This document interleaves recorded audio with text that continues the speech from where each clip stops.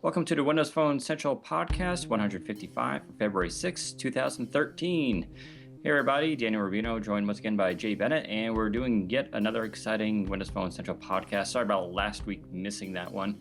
Actually, that was because Renee was at some Macworld thing where him and his little cult get together and celebrate all things Apple.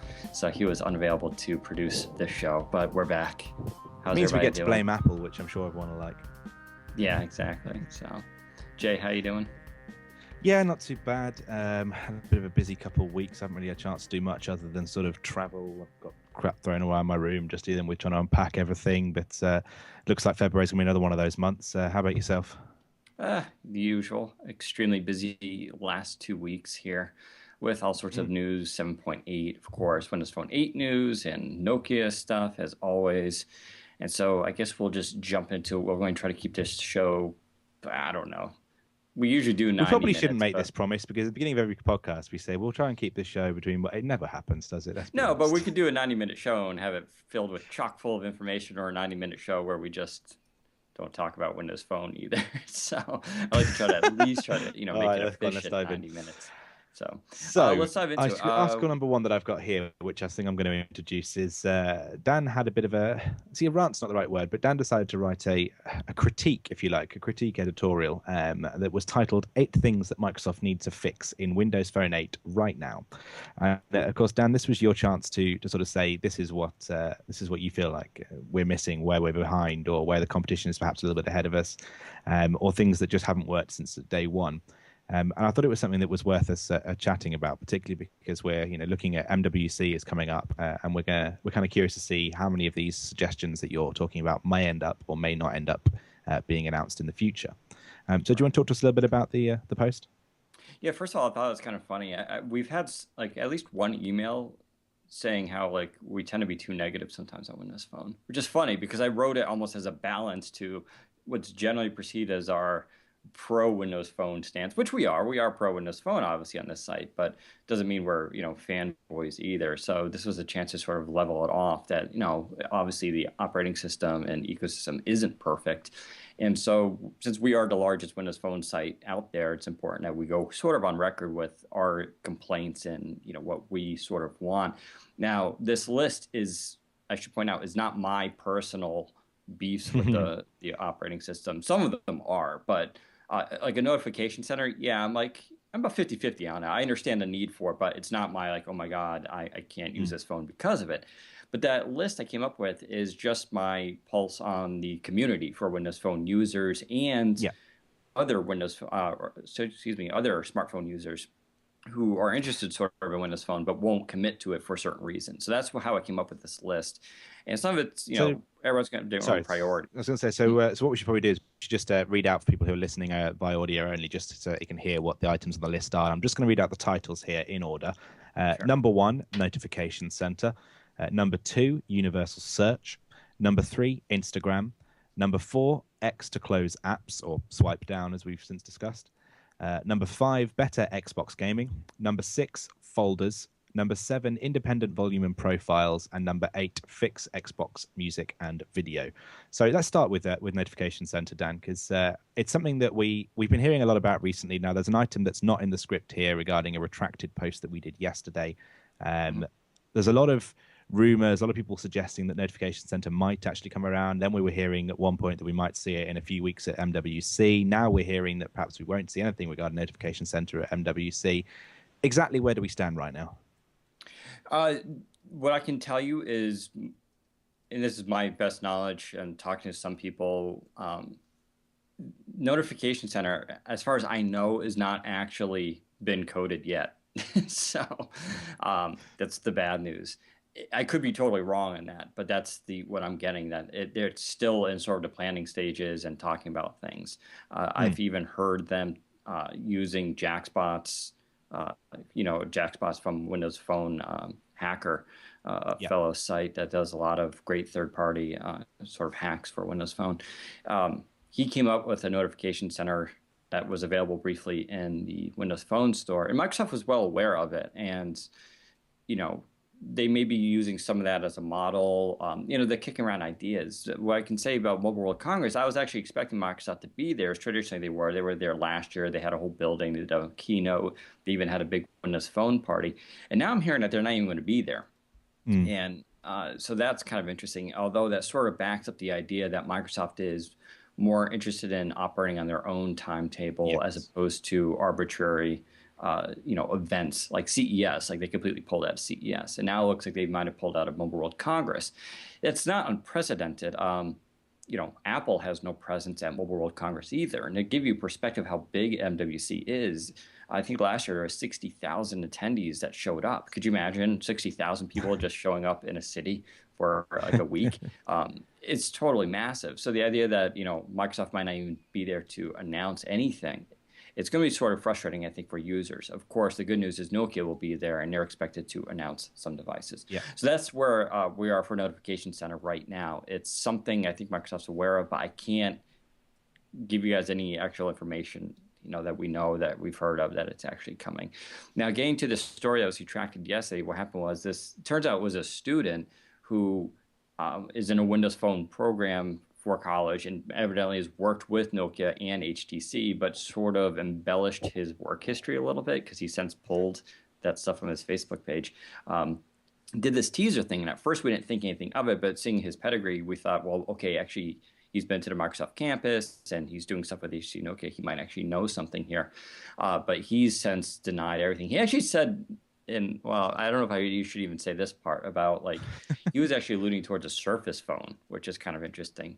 But I don't know. So that's that whole story. So yeah, that was kind of a scoop on our part. We tried to verify the story, and as we got deeper into it, turns out it was, we try to work with the information we're going with. But sometimes people being forthright with their own history, it's a little complicated.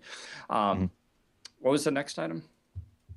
So the next item was universal search, which I'm going to pick up on here because we've done stories in the past where it looked like this was coming with Tango at one point, and that was, for those who sort of aren't familiar with what we've expected, that is the idea that you'll hit your search button on your Windows phone, and instead of necessarily getting Bing or even still getting the same search app, but having a pivot or a separate way of doing it to have a universal search.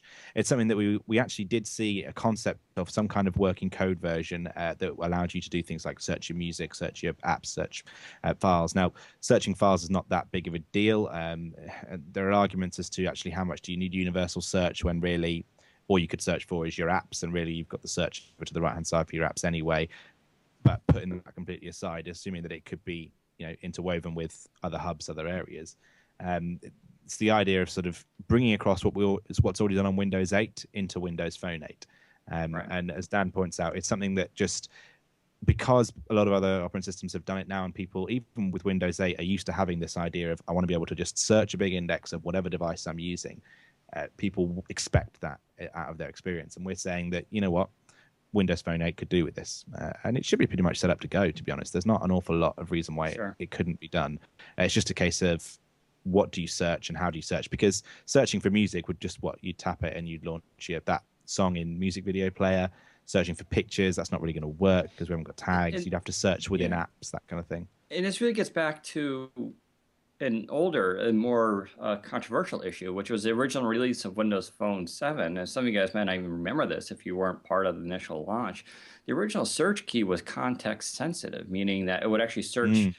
You'd be within an app when you hit that search, the search key, it would search within the app. It was already kind of built in. It was only, I think, with Mango they changed it to it was locked. Always do Bing. Bing. We should clarify that when we say search in the app, that wasn't available to third parties, only to the People Hub and to music. Right, correct. Although it was so useful in music, like I don't know. I really liked that concept, and they should have just, instead of pulling it all together, open up the API so that developers could have access to it. To me, this doesn't really make sense. I think they could still save this by doing the API and having it so when you, if you're in an app and you hit the search key, it will bring up within the search within the app, but then you could just use the scrolling to go to Bing and whatever else is still there. And so you could have all your search all in one. And to me, that gives you the best of both worlds. But I really think we need this ability. It's just cognitively It's intuitive that if you're in an app and you want to search, you just hit the search key. It's already it's there. it's kind And of so, interesting because initially they took it out because there was suggestions that it wasn't particularly fluid. It wasn't particularly not fluid. Sorry, it wasn't sort of consistent. And that in some apps you'd hit search and you'd get brought out of the app, and in some apps you'd hit search and you'd actually get to search within that app. And when I say app, I mean hubs. sure. Um, but you're right; they went the wrong way with it. What they should have done was open up the API. But the problem is that then you have to each developer has to implement that, and they couldn't guarantee that in old apps. So perhaps the way they should have gone was just to have the local search within the Bing app, if you like. So when you do a local search, you get brought out of that into the Bing app, and also you get the option to search within these apps. Now that kind of already exists because actually when you do searches, you can complete certain searches using the app or using certain apps. But again, developers have to subscribe to it. There's a fairly awkward way of doing it in the XML manifest file. It's something which needs improving. And considering how Yeah. good Windows Phone is and so many other places for exposing information, bringing it right to the surface, the fact that we can't search, just it's a nice to have. I wouldn't put it as my personal number two, but I think that it's a nice to have.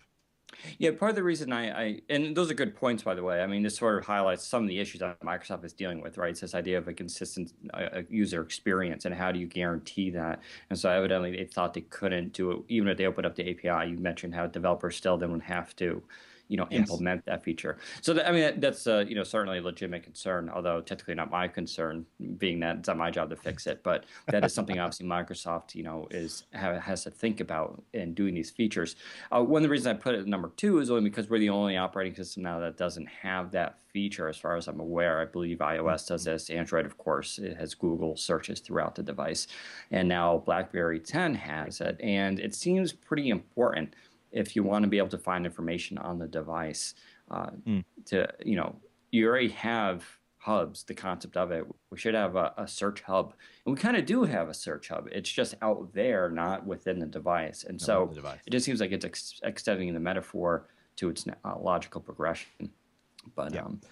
yeah, We're going to skip over number three, Instagram, because the basic story is everyone else sure. has it. We need it. And the same is true now kind of Vine, these new flourishing social networks that are very app only focused rather than mobile site focused. Without us having it, it makes our devices pale in comparison to others. And that's the bottom line. Number four, an X to close app. Or as many people have pointed out, an X actually probably wouldn't be the right way to do it, but some kind of swipe down to close an app in the similar way to Windows Right. 8. We're talking about in the card view. It's very much taking what WebOS had. Now, assuming that WebOS doesn't have some kind of nice patent on swipe to close a card, that seems like it. As you say, it just makes sense. There's probably not much more to say Sure. about that, apart from the fact that we can argue that you don't need to be able to close the apps because technically Windows Phone takes care of that Sure. for you. And I've had some people even on Twitter sort of debate that with me. Like, you don't need to do this. I'm like, you're totally right. It technically is not needed. It doesn't matter though, because it's what people want. Even if you go to user voice, which is the official Microsoft area where you can submit requests for features, and they actually do read that, and then people vote up features. It's a number 3 requested item. So, Mhm. and if you look at our poll, I think it was number 2 that we did in the fall. So this isn't like arbitrary, almost like, oh, it'd be nice to and sometimes it doesn't matter if it doesn't make sense or you don't need it. The fact is people want it. And once again, this gets back to the consistency with Windows 8 desktop. And I found myself after, I have a touchscreen laptop and I use a Surface. And the way tiles are handled is completely different than Windows Phone, and that's sort of a jarring experience. How many? I don't. I'm sure I'm not the only one who's used a Surface for a while, and then they go to pick up their phone and they want to like move a tile, and they start doing Yeah. the same sort of gesture. Um, so it makes sense. It's sort of like Windows I, 8 too. You don't need to close an app actually in Windows 8, but they give you the option to do it. So mm. they're already breaking. There's always this disconnect between the two systems. So Windows 8, you don't need to, but they give you the option. So Windows Phone, you don't need to. Give us the option. People clearly want it. Yeah, no, I completely agree with you. And it's about, like you say, it's about consistency. It's kind of like how the first time I picked up the mail app on the Surface, and I went to try and do the touch screen to select several mail items. I assumed that they'd have taken the Windows way of doing it, so Windows Phone way of doing it, and you tap on the side to bring up a checkbox. No, it actually took me several attempts to realize that you have to sort of flick each item that you want to select, which I'm not sure that's a better gesture, but the point is it should be consistent between Microsoft's touch UIs. They need to bring that consistency in effectively. And this gets into a bigger issue with Microsoft, which is, it's beyond our scope right now, but it's this idea of where does Windows Phone fall within the Microsoft system? And by that, I mean, Windows Phone division right now is it's sort of its own division. They do their own thing. And then there's the Windows division. And there was a lot of rumors that Sanofi was trying to co-opted, basically take in the Windows Phone team into their system. And there's some debate about that. I've even heard the opposite. So I'm not really clear if that was true or what the plan was. But it's an interesting question. Is Windows Phone eventually, as a division, going to fall under the purview of the Windows 8 division? And in a way, it makes sense, right? Because the reason why these inconsistencies exist is because they're separate teams doing two different things. And they don't, as far as I know, they're not holding regular meetings. Maybe they do, and going, hey, what are you guys doing? How are you doing it? All right, let's both agree to do this, and that's what needs to happen. But this gets into a bigger issue with Microsoft, which is the fact that these departments operate independently of each other, and they're always sort of they all have their own preference for doing something.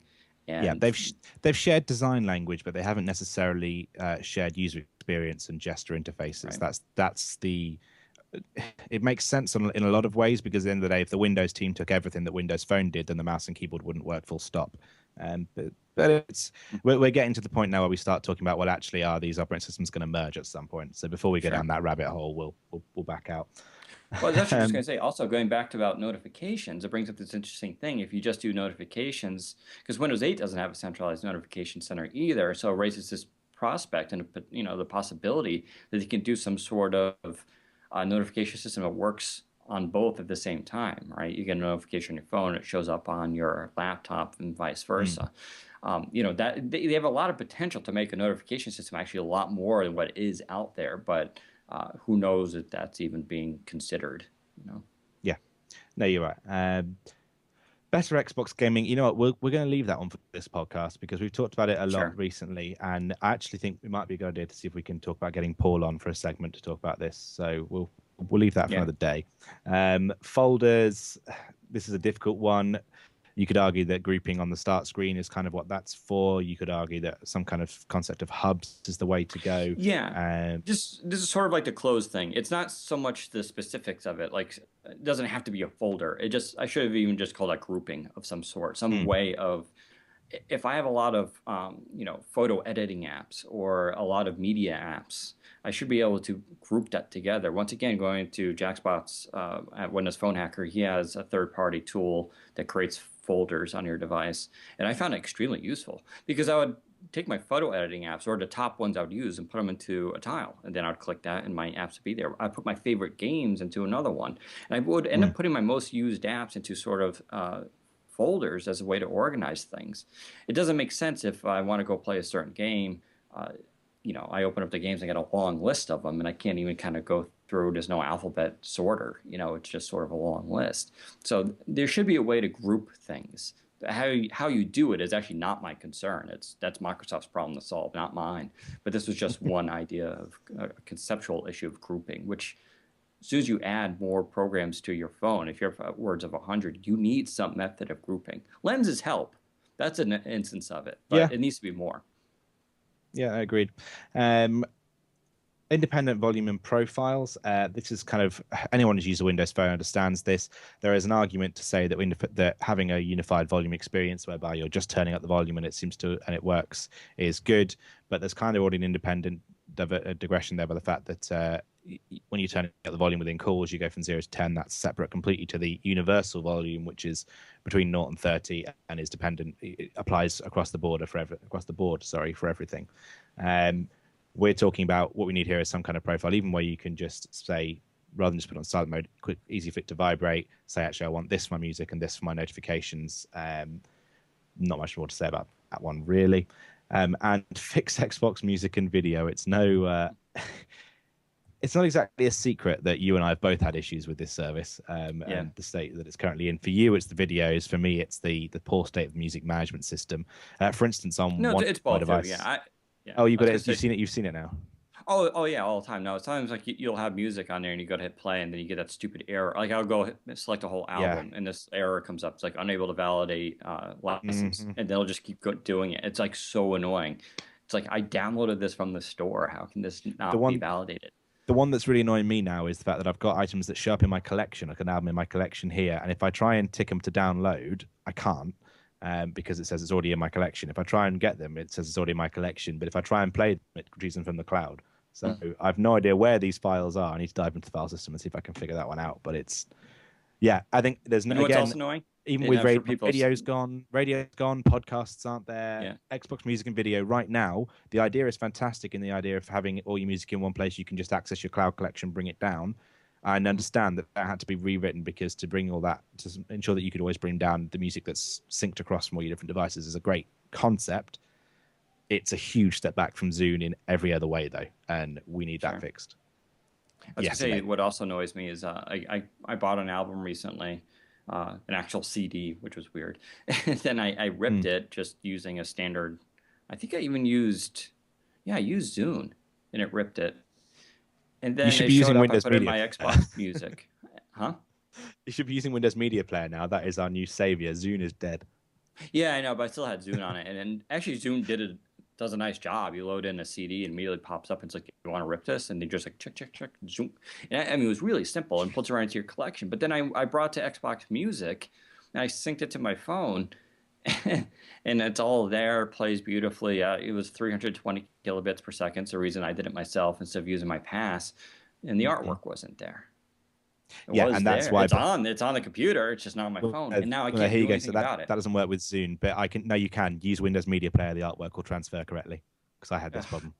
Yeah, but So I shouldn't it's have to do this. ridiculous. And it's the same problem if you try and copy the files over manually. For some reason, it only syncs across correctly if you use Windows Media Player. And that's the biggest advice I can give to everybody right now is that for managing music, the file system's rubbish. Xbox Music is rubbish. If you actually own the content, use Windows Media Player. And by own, I mean not that you've not pirated it. I mean that you haven't got it off the music's cloud. So use that. Christy is saying that Windows Media Player has problems with the artwork too. I've not seen that at all. I've seen that it's worked absolutely fine every time, but I have had to sometimes reapply the artwork on Media Player and then transfer it, just put in the old paste artwork. So we spent a bit of time on that story for a good reason, because it's important that we recognize people have said the same sort of thing to us, that there are problems still with this operating system, and Microsoft are aware of these sort of things. And the reason that we publish these kind of articles is in the hope that they are listening and in the hope that they're gathering this feedback. Oh, and they totally are. Oh, Yeah. I can assure you. Like Paul's articles on Xbox gaming, I know that's gone up through a lot of the important people who need to see that stuff have read it. Whether not necessarily agree with it or to do anything about it is a separate issue. But Microsoft has been generally responsive. The question is, are they fast enough? And technically speaking, no one's fast enough in this industry. But we could still Yeah. hope that they're getting ready to go. And it kind of stinks, right? I mean, we just hit the 3 month mark with Windows Phone 8. And so it's sort of odd to be like, it's like they're still celebrating almost. And we're like, all right, what the hell's next? But that's the nature of the business. As soon as you release something, BlackBerry 10 had its week. And now immediately the stories are coming out. Sales are great, sales are poor, and like that's just the industry. Android emulation doesn't work, that kind of stuff. You'll start to hear their niggling problems now. Sure. So let's talk about Windows Phone 7.8. There is not an awful lot to talk about here yet because guess what? 7.8 is out, sort of, kind of, for some devices. You can force the update for some devices, again, with our little disconnect trick that we've talked about before. If you don't know about that, go and search our site. I'm not going to talk you through the steps now. And it adds a new tile sizes. It adds some new colors. And no, I've run out. That's it. It's some optimization for the lock screen. It does add the Bing lock screen, which is kind of nice. I forgot about that one. Yeah. And more importantly is that it seems to mess up tiles that for old Windows Phone apps. In the case of ours, when you set it onto small tile size, it doesn't update anymore, and it should do. There's an update on the way, hopefully. But I also heard it handles tiles completely different to the way Windows Phone 8 does, and it's really frustrating. Yeah, I also heard it might have broke WMA streaming. So yeah, there's talk of that as well. So all in all, really don't. My best advice at the moment is actually don't force it, because if you honestly, you can wait. I mean, yes, the extra tile sizes are nice and it Well, does revolutionize the screen, but in my opinion, you can wait for it considering the change list here. I, yes and no. Some people aren't going to get this. No, I mean, it's true. Sprint, if you're on Sprint and you have the ride, you're just not going to get it. There's no point in waiting. Hmm. You either bite the bullet and do the cab method, or you just don't get it. If you have a Nokia Lumia 710 on T-Mobile, you're not going to get this. Mm. Same with the HTC Radar on T-Mobile. You're probably not going to get Yes. this. In fact, HTC appears to have almost wiped their hands of this. We've had very few reports of this getting actual official update from HTC. Mm. In fact, we've had tons of email responses from HTC customer service reps saying, nope, we're not doing it. AT&T has updated the Lumia 900. Good for them. Kind of expect that their flagship device. Every other phone, I would not expect. You can hold out, but I am personally not expecting any device to get 7.8 on AT&T besides the 900. Yeah, and it's So actually for quite those people, frustrating because it seems to be that the 900 is the main device that's being focused on. I mean, the 800, for sure. instance, alone isn't getting the update particularly smoothly. And I understand that because there was the whole complaint that the 900 came out and all of a sudden they switched to Windows Phone 8 and we found out that you weren't going to be able to upgrade, even though, even on our site, we had been hinting strongly that this was the message that was going to come through and that Windows Phone 8 would not be updatable. So yeah, it's not quite the update some people were hoping for. It is the update you're going to get. And I think that, to paraphrase a Batman line, I it's will say though, and this is totally yeah, true, it does change the user experience for the better. agreed. A lot of Windows Phone 8's experience is those tiles. And it might sound trite, but when you load 7.8 on, it gets rid of that gutter and your tiles get bigger and it feels different and it feels better in a sense. I really like the look of it, being able to shrink the tiles. Now, 7.8 users will have a little bit less ability with the tiles until apps come online to support them. But it Mm-hmm. does change user experience for the better. And it will sort of give you a placebo effect of Windows Phone 8. And I swear that is like totally true. And so Yeah. in that sense, it's kind of fun to do. I already put it on my Titan 2 and I was going to do it on my Radar. I did kind of try to do it on the Rye, but I had some issues and I didn't follow through with it. So Yeah, I'm going to probably force it on my Lumia just to make sure I can test things properly, but I'm not looking forward to it, to be honest. yeah. So, yeah, talking of 7.8, we've mentioned that the Lumia 710 from T-Mobile over in the US is not going to get the 7.8 update as far as we're aware. We don't know yet if that applies to T-Mobile or EE, as they now are part of in the UK and in the various other, I think it's Deutsche Telekom in Germany. Right. I believe, in fact, some of those will be getting it. Of course, they're different companies.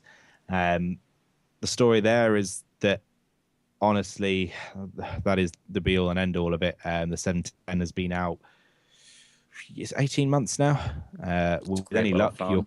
Yeah. is a fantastic device. My sister has one to say. If the chances are that you're getting towards the end of your contract and you should be looking towards either upgrading to Windows Phone 8 or making decisions to one of the phones that can do 7.8. The 620 is a good candidate.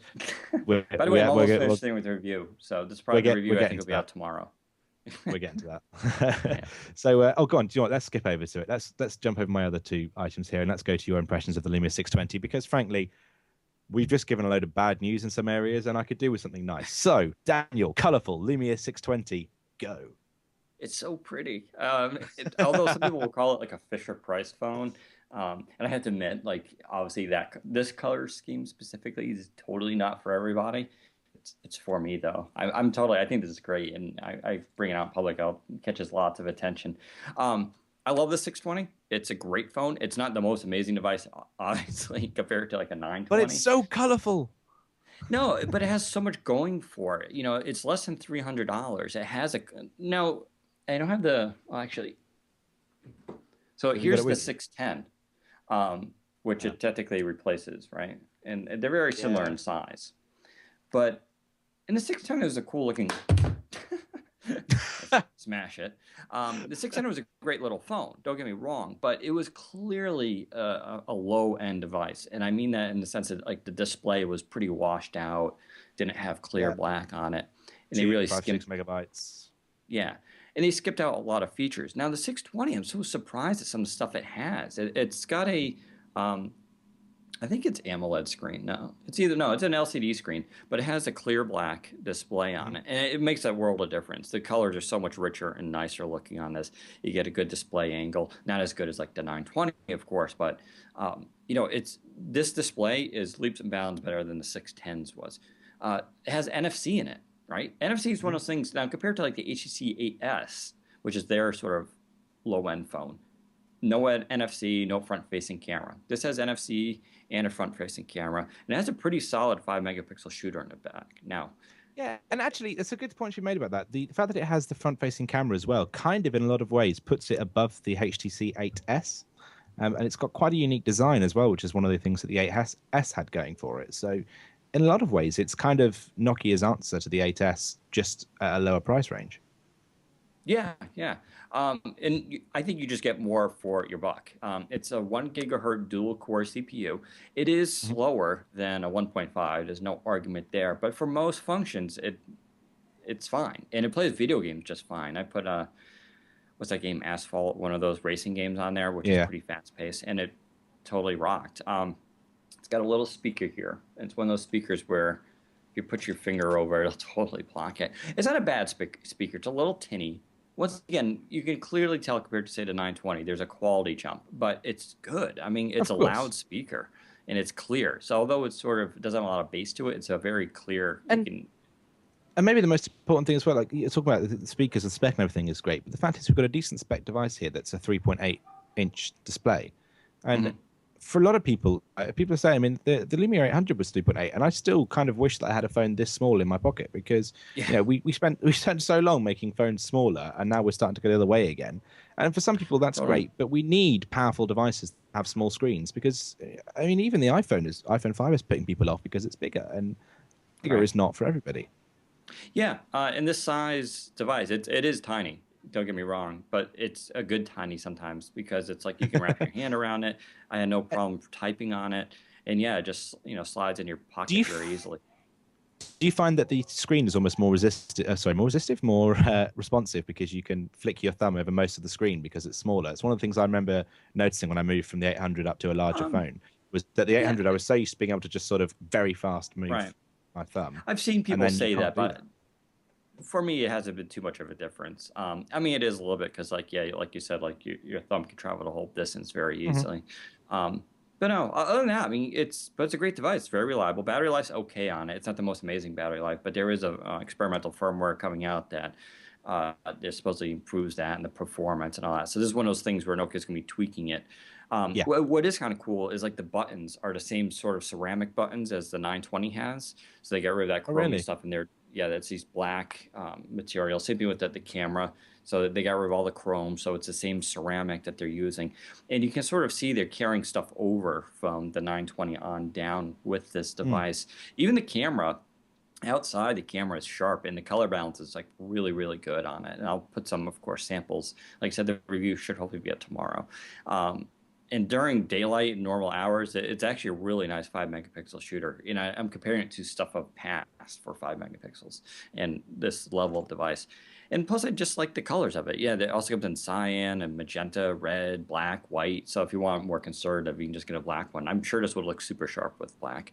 Um, but I don't know. It's a cool little phone. That's all I can say about it. This is a great device for people who kind of don't care about smartphones and high-end specs. They want a phone. They want the sort of Windows Phone experience. They want something reliable, um, and cheap, and that's what this is. And I'm just really excited about it. I have the 920 here, which is my main device, but I end up using the 620 quite often, which should tell you something. I Mm. use it more than the 8X, so I don't know. There you go. And anyway, I'll admit, actually, I've switched to the 920 now, and the only reason is, well, there's two reasons. One, because this casing has become so black and discolored from having it in my jeans, and two, because I have a Oh, wireless charger, and I love having a wireless charger. I wireless knew that would charging is happen. I Yeah, knew that yeah, would that's happen. one thing It's that it's the such a six. gimmick, but it's just No, but it's of not course. though, because once you, like I said, once you start using it, especially if you have the stand, it's your phone is just never It's dead because you're just always like click. I hate plugging in phones now. It, I it, know, it seems I ridiculous. know. Every time I have to plug it in just to deploy something to the app, it feels wrong. It feels like I'm Yeah, violating the case in some way, sticking a cable into it. yeah, so true. Right. So HTC, this is the next story. HTC did something interesting this week. HTC sort of fought back at Nokia, and the reason I say fought back is, of course, that when HTC released some of their interesting 8X devices, and let's not forget, despite the fact that the thing is discoloring, I still think that the HTC 8X is a better looking phone than the Lumias. The Nokia group then went along to their event and said, HTC, welcome back. And they did the same thing to Samsung as well. HTC are now talking about the megapixel wars, as they're calling it, and saying that they're going to bring around ultra pixels. Now, I bring up this story for two reasons. Number one, because they came along to say, oh yeah, 41 megapixels, which caused one reviewer to say, this won't help you at all. Now, that reviewer wasn't a reviewer. That was a guy commenting on the announcement immediately after MWC last year, before this individual had realized that it's not about 41 megapixels. It's about oversampling and about awesome digital zoom. And I've seen the 808 Pure View in action, and it's phenomenal. So HTC are talking rubbish there. Yeah. But the question that we do want to ask, and if they're going on the attack, that's fine. They're struggling. What do you think the ultra pixel, as they're going to call it, or ultra pixels and their new camera experience is going to be? What do HTC have under wraps? Yeah, it's kind of funny. I'm not too familiar with this technology. I do find the naming, I don't want to say it's gimmicky. Of course, it kind of is. But then Nokia has it's like PureView brand. Yeah, it's branding. Yeah. It's a good. Branding's important. At the end of the day, I will say, as far as gimmicky branding goes, Nokia's is a little bit more professional. Worse. No, I like PureView. I think PureView sounds nice. PureView actually sounds like it's some of their own technology. Ultra Pixel sounds like something like a nerd would come up with. It's like, oh, you got megapixels? I have ultra pixels. It's like, come on, really? That's all you could have come up with? Ultra pixels? Well, it's kind of about worse. When you think about even storage, you move from sort of megabyte to gigabyte. It's like, well, mine's a petabyte, and it just becomes ultra bytes. Maybe that's what we should have done. It should have been ultra bytes. I find the naming sort of cheesy, but besides that, I found I'm not familiar exactly with what their technology is. It just sounded to me they were describing oversampling, which is we just talked about the 808 does. And the 808, for a lot of people don't understand, it's 41 megapixels, but it does actually shoot 41 megapixels, meaning the actual final image is more like, I think it's like 5 megapixels. It's like 5 or 8 or something like that. Yeah, it was around that area. Maybe and because what it's doing is it takes all those megapixels, but it's overlapping it, and that's the oversampling bit. And so what happens is you get a higher quality image that's not necessarily a monstrous. 41 megapixels would be absolutely huge, but with the oversampling, you're just getting a really high quality image that you can then sort of digitally crop. And cropping acts then as a zoom. And we talked about this in our interview with Nokia, if you go back a couple weeks at CES, where we asked them about telephoto lenses sort of on cameras. Is that something that's feasible? And they said, well, if you do that, of course, you're going to have sort of lenses extending from the back of the device. And I like that idea. Yeah, but we've all seen videos of the 920, being dropped and going through tests. Those lens elements won't survive basically everyday use. I mean, imagine we have this beautiful phone, you're like clunk, and then you just like break it. So I understand their perspective. They probably don't want to do that. So one way around putting a digital or a physical zoom is you make the megapixel count so high that when you crop in and it's a zoom, but you maintain the quality resolution of it. And so that's their solution. It's actually pretty good. What HTC is describing, I can't really fathom what the difference is. It sounds like it's a different method, but the results may be similar. As a whole, I think this is a good idea. I'm kind of psyched. HTC's cameras have gotten significantly better over the last 2 years. They're not Nokia level, of course, but they're pretty good. The 8X does shoot well. So long as they keep using BSI type sensors, their images will be pretty decent. So kudos for them trying to innovate. At least they're trying to do something new. And I like to see where it comes, where it goes. Having said that, I think whatever Nokia is going to do is going to blow it away. I think what Nokia we'll get to what Nokia is going to show off maybe at Mobile World Congress, but I think they're going to be still. We'll be talking about that in 2 weeks' time, hopefully for our pre-Mobile World Congress podcast, which I'm quite excited about actually, because the Mobile World Congress is going to represent it's going to represent the first time that you and I meet in person. So what will probably happen is that the first podcast afterwards, you'll notice that one of us isn't there anymore, and that'll be me, and it'll be because Daniel has murdered me in Barcelona. So if I'm not around, please send a search party to Barcelona. I'll be buried somewhere under the Mobile World Congress plex, unless he drove out into like a I don't know. This could be interesting.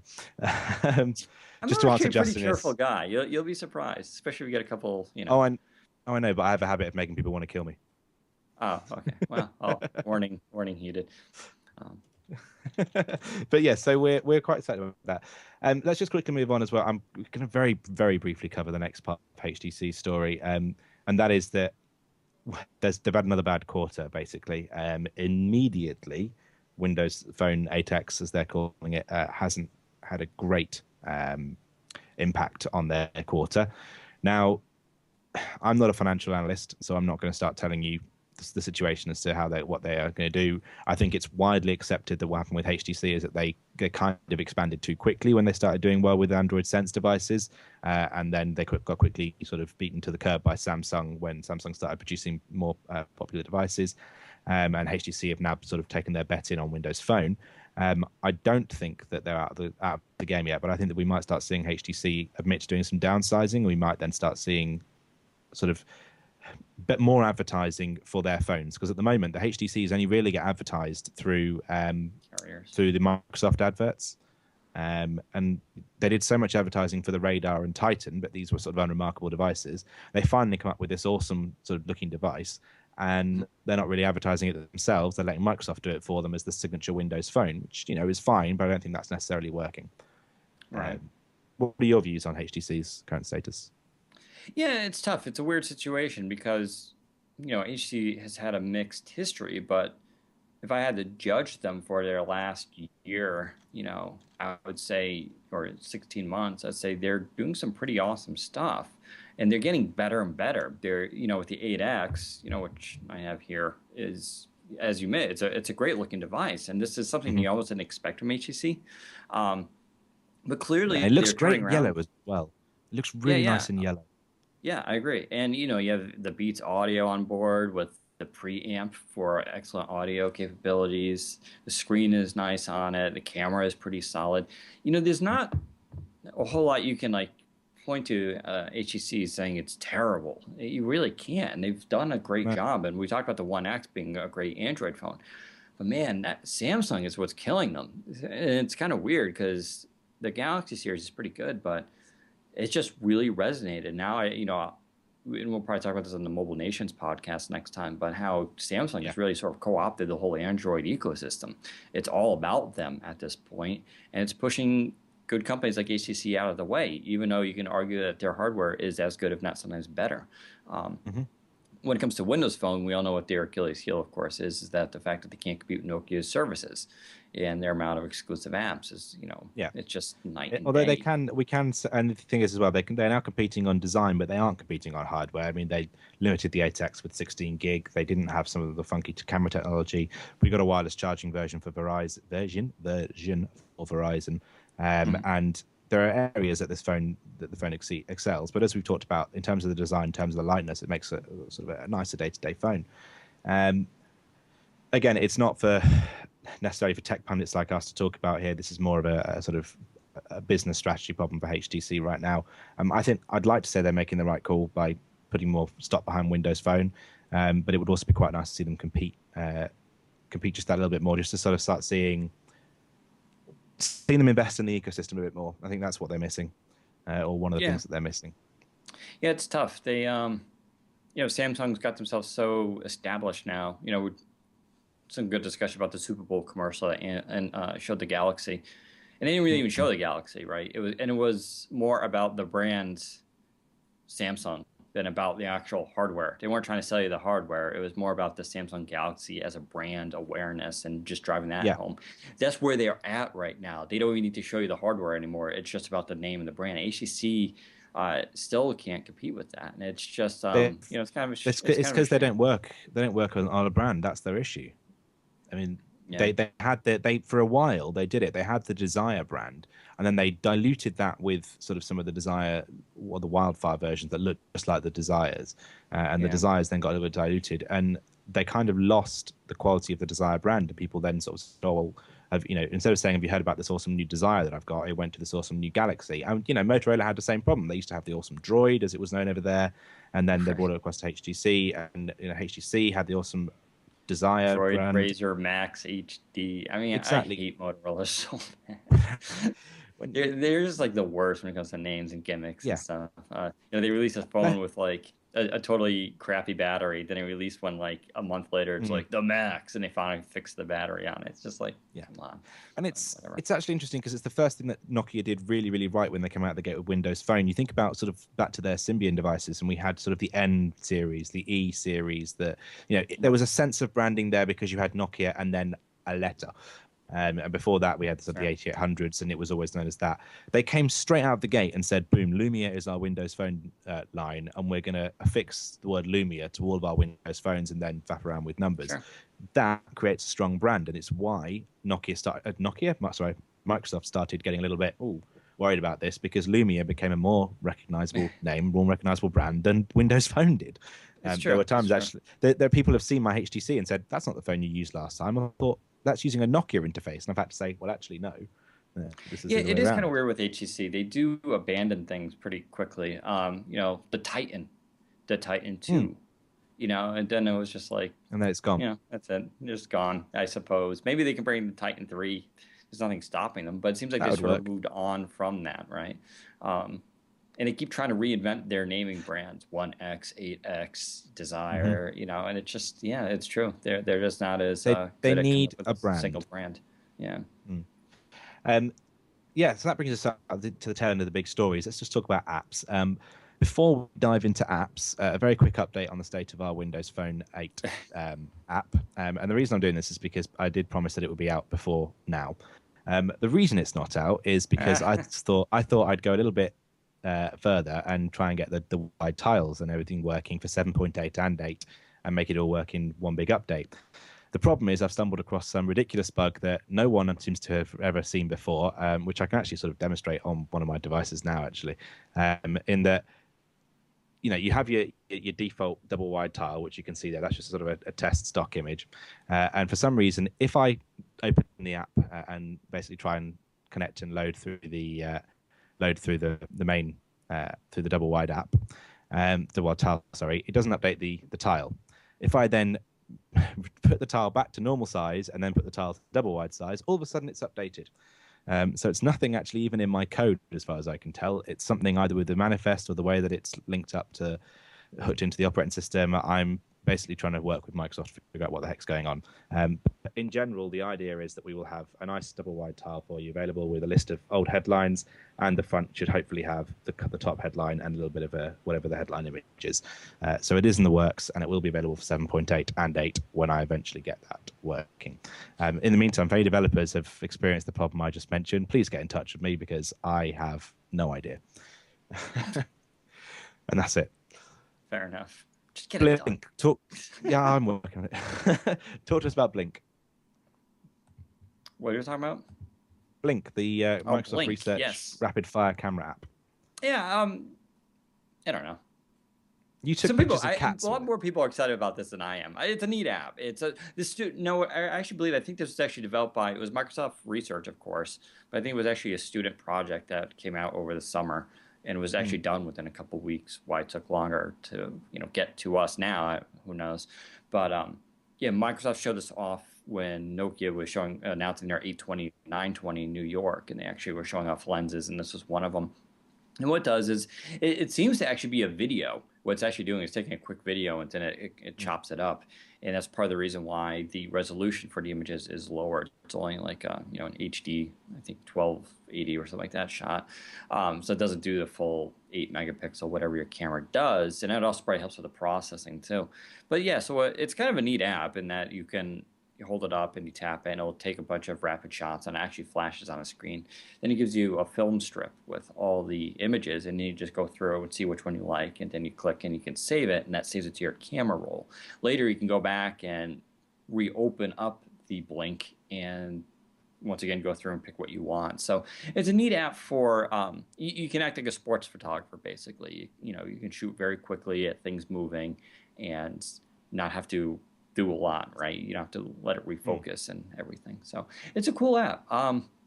It's something we totally needed because rapid fire shots are kind of few and far between. There are a few third-party apps that do something similar, but this one is sort of very simplistic in how it operates, and that's what makes it kind of nice. Yeah. It's kind of like Nokia have their sort of what's the one called smart shoot app lens on their Lumia phones, where guys you can sort of pick the best facial expression. Right. It's sort of similar to the situation there. What else have we got? So that's one of the apps that was out this week. What else? Oh, Scrabble Me. I want to talk about Scrabble Me. Do you use Last FM? Are you a user of Scrabble Me? No. Nope. Okay, cool. Well, Scrub Me is flipping fantastic for the simple reason that Last FM is a great service. If you've had to use it to sort of, it keeps track of everything that you're listening to, and it means that when you get around to sort of uploading all your details up to Last FM, you have your sort of library in the cloud. You can listen to it as a radio, just using the web app, for instance. You can basically get recommendations and other ideas. It's stuff that kind of existed in Zune, or Microsoft tried to do, and then they got rid of. It doesn't exist in Xbox Music whatsoever, as far as I can tell. I may be wrong, and it's really, really great. It's an app that works. It scrabbles correctly, and we end up with Wait. So explain what scrobbling is, because a lot of people honestly don't know what the hell that means, including myself, actually. I mean, I kind of know what it is now because of the story and from past, but I know a lot of people are like, what the hell is scrobbling? Yeah. Okay. So nice and simply, scrobbling tells the web service that you just listened to this song by this artist, and simply the reason that is awesome is because it then can start to build up a musical profile about you, and we can start to then say. Okay, you like this artist, or this is in your library. And when you then go to Last FM online, you can sort of choose to play a radio of your library, and it will just play through all the songs that you've ever scrobbled, which is so the question is, cool. How is that different than Pandora? So this is the thing. So I think Last FM was kind of around before Pandora, as far as I know. I'm not going to do an exact guarantee on that because I don't know the full history. Last FM sort of came out of a university project over here in the UK, if I remember. I read the history a long, long time ago. But the real reason is that it's good for sort of recommending artists that you might enjoy, for sort of identifying. It's got a really good discovery engine on it. I would say that if you use Pandora, it's really worth giving Last FM a shot, because I would hazard a guess that you'll probably find it's better in the long run. And this is the sort of service that you need to give it a bit of time to sort of learn about you.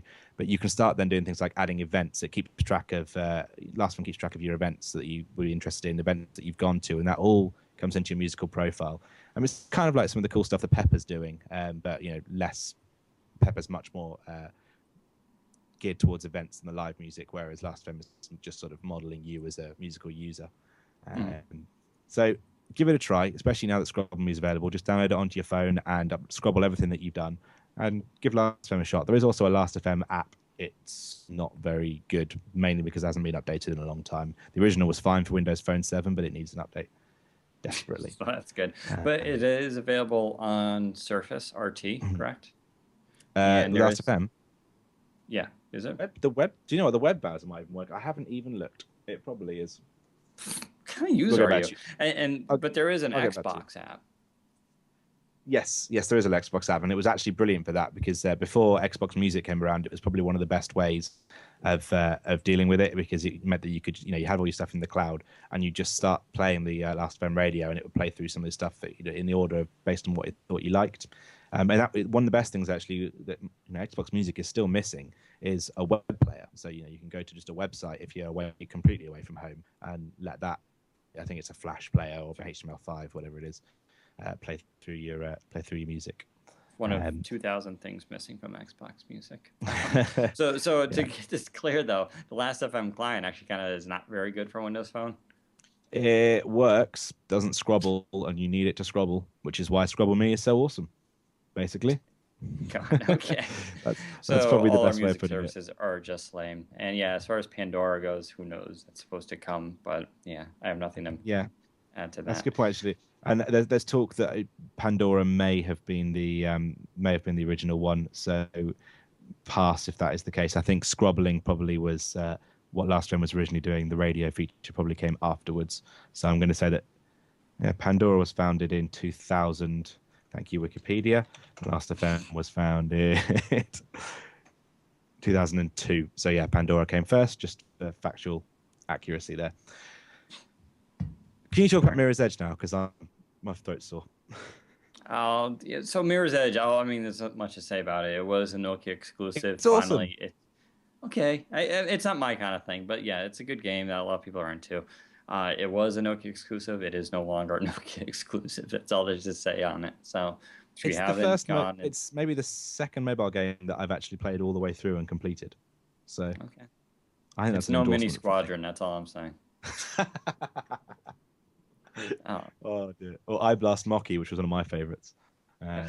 So yeah, of course. It was around a couple of years. When did Mirror's Edge release on the Lumias? Was it last year or the year before? no, it was last year. Early last. Yeah. It Must have been early last year. was like over the summer, I think it was, or something. Yeah. That sounds about right. Yeah, I was playing. I was playing it during the Olympics over here. That ties in nicely. Actually, and we should talk about it because it was on. We talked about it in December. I don't think we actually talked about it, but I mean on the site. Dread versus Zombies is one of the best Windows Phone 8 games out there. And so I've been playing that a lot. Really? That's actually a lot of fun. Oh my God, it's free and it's so cool. Although it's a freemium game, right? So it's free to play, but you can buy stuff through and like upgrade your guns and stuff. You don't have to, but you can, and it's pretty tempting to do it. But it's a really good like sort of top-down shooter game, and the graphics are great on it. And I don't know, it's a fun little arcade game that has pretty good controls and it's a lot of fun. So. Yeah, go try that one. It's free. Windows Phone 8 only, though. So There you go. And what was that one again for those who are missing it? Dread versus Zombies. Dread As in versus Zombies. Judge Dredd. Yeah, Dredd. Which I just watched the movie of. It's on Xbox. I will tell you, I do really enjoy Xbox Video on the Xbox as far as renting movies go. I do that like 2 times a week now because they are getting a lot of good films, right? Sometimes they get them before they even come out on DVD, and so you can watch them. I watched Dredd on there, and that was actually a good movie. It was a good popcorn flick. So that's my movie recommendation. We've now started doing movie recommendations without realizing it. I'm actually going to skip over the next one that we had in the list, which was the Gmaps update. Gmaps has had a Windows Phone update, for the Windows Phone 8 update. There you go. What I want to talk about, because I realize that we haven't actually mentioned yet, is SNES 8X, because we haven't done that in a podcast yet. What is it? And people talking about it in our chat room. SNES 8X. You did the article about this. SNES. Okay, SNES 8X. SNES. Okay. SNES. Yeah, it's in Super Nintendo. SNES. SNES. It's called a SNES. Oh, it just came out with an update too. And now it enables portrait view, right? Yeah. I haven't even tried it yet. I haven't here. I've only just loaded it up myself. It's fantastic. I probably can't show you anything because the ROM. Oh no, we probably put the demo ROM on. But basically, one of the reasons I want to bring up SNES 8X or SNES 8X, if you're going to be like Daniel, that's like a little Game Boy. It's cute. Yeah, is that it's a fantastic way to play mobile games on your device, but it's also available on the Surface and Windows 8. So that means that if you have a Surface and you happen to have a wired Xbox 360 controller, you can play SNES games on your Surface by plugging your wired Xbox 360 controller into the USB port on the side. And that is freaking awesome. I got to buy a wired controller. I don't have one of those. For the record, if anyone's wondering, you can't use the wireless adapter that you get for wireless controllers. I tried that because I've got one for my computer, because what it does is it causes the Surface to have a little bit of a version of a blue screen, so don't do that. So you can use a wired one though, and it's freaking awesome. I want a wired one because the idea of being able to actually jump Mario without a touch screen on my I'm having a mini nerdgasm about it right now. It's just a fantastic idea. So there you go. SNES podcast. I'm going to play Kirby here for a little while. I'll carry on. There's this is someone actually, Venom01X. Can you save that question for a little bit later on? We'll do questions a little bit later, and I do want to answer that question, but it's a bit off topic. I will admit, this in portrait mode is way better. In portrait mode, you fair? Yeah, because it feels more. It depends on your phone. If you have a bigger phone like the 920, I think it's better. It feels more like a Game Boy actually, and you don't have to worry about. You can see easier. It's a little bit easier to do, but if you like the bigger screen, it's a nice option. That's all I'm saying. Actually, admittedly, that does kind of work as well, because it makes it slightly easier to see where everything is to hit the right spots. But yeah, a bit of familiar music. That was one of my first SNES games. That was. Yeah, that was SNES 8X. God, I'm never going to say that correctly. I'm going to give up. TV Catch Up, UK app. TV Catch Up is, for me, one of the best apps on Windows 8 or Windows RT, whatever you want to call it, for the simple reason that you launch the app and straight away you've basically got a Freeview tuner with all of the UK digital free-to-air channels, providing, of course, that you are paying your license fee, which, for a full reason, I should say you should pay your license fee. It's illegal so what do you get? to use You it get otherwise. BBC One, BBC Two, BBC Three, Channel 4, right? That's all I know that you guys have for TV. Yep, channel ITV3. You get, but there's 100 and something channels effectively. We have E4, BBC 88, Sky News. We don't have a BBC 88. Oh, we only have, I don't know how many BBC channels. I've lost count. But the BBC is pretty big over here, as you'd expect. And considering that there's no iPlayer app on Windows Phone or Windows 8 at the moment, it makes a pretty damn good way of streaming these sort of things live. Of course, it's not for catching. Actually, the name is kind of misleading because you don't catch up on TV, you just stream it live. But it's now available for Windows Phone 8, and that means that if you are like me and every now and again you find yourself without a TV in the room that you're staying in for whatever reason, and you want to watch a little bit of whatever's on TV, you can. We should say, of course, please don't do this on your 3G network connection because you will run out of data unless you're one of those lucky enough to have a proper connection. But the interface is very, very simple, works in landscape and portrait mode. Just list of channels. All you got to do, tap the channel that you want, and you'll start watching it. It's flipping brilliant. Go and download it right now if you live in the UK or if you are sitting behind a suitable UK proxy over your wireless connection. Ringtone Maker. You can have this one. Oh, this is the Nokia one? Yeah. I'm not paying attention. Oh, yeah. The Nokia. Okay, so it's Are you back still on playing 720. Kirby? No. Ringtone Maker is a cool little app, mostly because it can actually access the music natively. So a lot of ringtone makers work as a loop system. You have to let it listen to itself. You play the music through your speakers, and it turns the microphone on and re-records it, and then you can edit it. It works, but the quality is nowhere near as good as doing a direct edit of a song. And so Nokia makes a cool little ringtone maker. It actually works pretty well. It plays the song, and then you have two at start and end, and you slide those around, and they're fixed at, I think, 30 seconds. And so you just find what you want to do, and you snip it and save it. It's kind of neat. I'm not a huge ringtone guy. I don't assign people personal ringtones. Part of that because A, I don't get a lot of phone calls. B, I have too many phones, and C, I just don't care. And I usually keep myself on vibrate anyway. But if you're into ringtones, and you're on a Nokia Lumia, and you're up to 7.8 now, you can go and download this. So, and perhaps more importantly, it's not something downloaded through the Xbox Music service because then it doesn't work. It has to be an MP3 you have to own it. Music file that you own. So that's not an error. If you don't see the song, it just means it at least thinks you don't have a license for it. So, which is something they really should look at considering. Look at fixing, because that shouldn't be a stumbling point. So that rounds us up just about for apps this week. We're going to talk about sort of our rest section now. But people have someone in our chat room. Let me just find their name because I should attribute things to chat rooms. Maybe we'll want to listen here. No, I've lost it. I'll come to you in a second. Someone basically, there we go. Benjamin Lockhart asked us to just talk about the Surface Pro reviews. There's not an awful lot we can add to Surface Pro reviews at the moment because none of us have one.